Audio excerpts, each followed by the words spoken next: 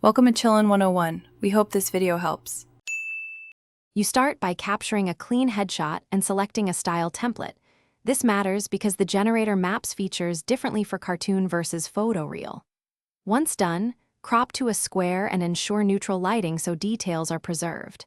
Make sure to note key features: skin tone, glasses, facial hair, and upload 2-3 reference angles if available. This first step saves time downstream by reducing ambiguity in the model's output and letting you iterate on the exact look you want.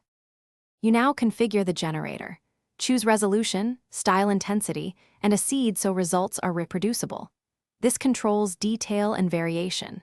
Then craft prompts that describe facial landmarks, expression, and accessories, brief but specific, because concise prompts guide the model better.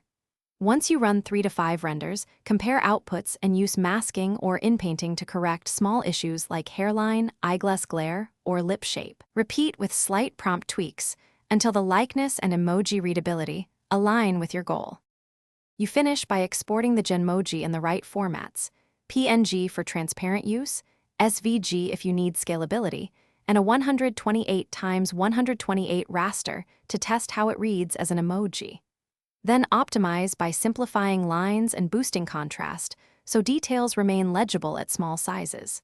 If something goes wrong, a fast troubleshooting step is to rerun with stronger, focused prompts on the problematic area or increase resolution and redo inpainting.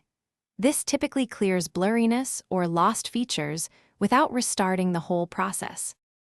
Thanks for watching. Consider subscribing if we helped you.